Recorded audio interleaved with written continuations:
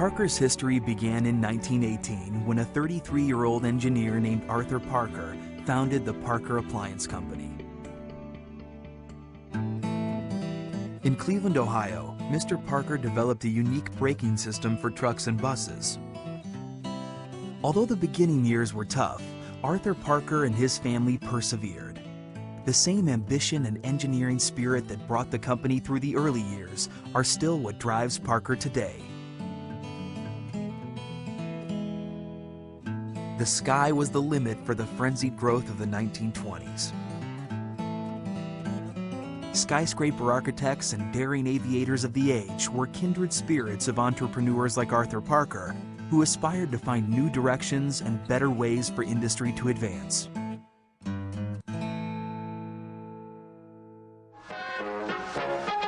The International Aircraft Exposition of 1930 saw the entire line of Parker fittings, connectors, and valves for aircraft on display. Parker products were reducing the drudgery of labor, as industry worldwide was experiencing a revolution. Employee, wife, and confidant Helen Parker typed industrial recipes and offered a methodical approach to complement Arthur's visionary business style. Women became the workforce at Parker when the United States entered World War II. 5,000 employees supplied more fluid connectors and valves for Allied aircraft than any other manufacturer. By war's end, however, the government stopped buying. Arthur Parker had died, and his heirs were advised to liquidate. The persistent and disciplined Helen Parker refused, reorganized, and moved forward. By the end of the decade, sales reached $8 million.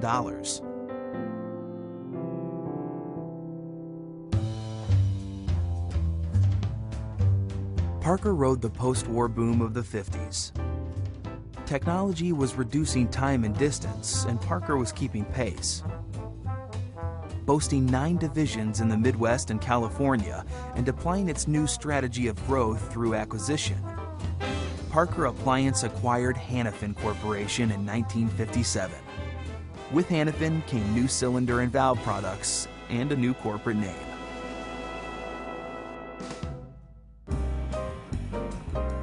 A new international division was formed in 1960 to market Parker products abroad. In 1964, Parker Hannafin stock was first traded on the New York Stock Exchange. With the eyes of the world focused on space, Parker was positioned to provide many of the technologies required to get there. By decade's end, Arthur Parker's son Patrick was elected president of Parker. Operations extended to 10 countries in Europe and Latin America, and sales approached $200 million.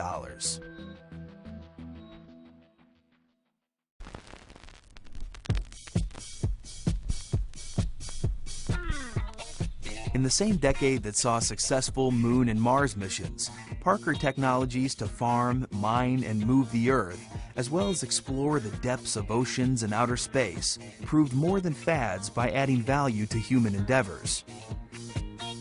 Houston, the Challenger has landed. Okay, Parker valves. The emergence of a strong new logo accompanied impactful acquisitions and solid growth through the uncertain economic times of the late 70s.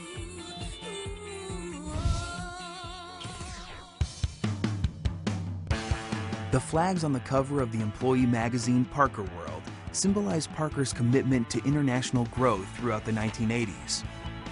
Partnering with locally dedicated and creative entrepreneurs continued to strengthen Parker's worldwide distribution network.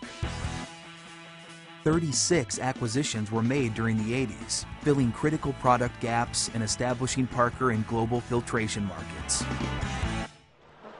Automotive and biomedical markets were steady performers as Parker celebrated 50 years at its Euclid Avenue headquarters.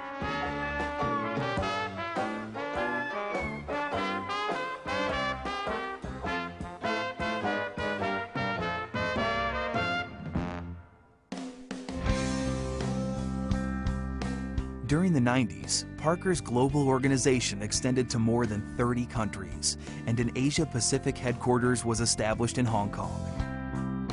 Investments in communications and information technology infrastructures were made, as new headquarters facilities were built in Europe and Cleveland, Ohio.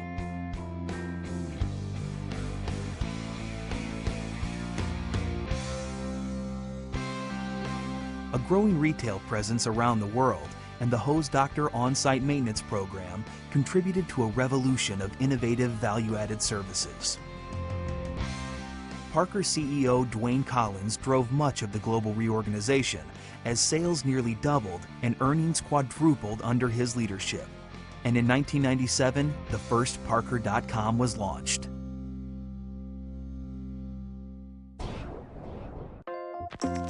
In 2001, Parker's new CEO Don Washkowitz introduced the Win Strategy, which was integral in transforming Parker into a premier diversified industrial company. Supported by a foundation of empowered employees, the three pillars of the Win Strategy, customer service, financial performance, and profitable growth, became the primary focus of operations around the world. Throughout the decade, Parker continued to build its system capabilities and won many large contracts. In 2007, two milestones were achieved. For the first time in Parker's history, revenue surpassed $10 billion. And Parker stock sold for $100 per share.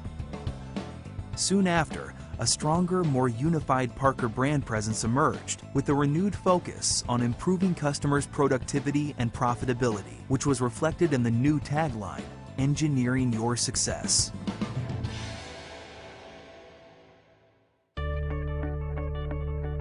Parker is rooted in a history of fair dealings, both with customers and employees alike.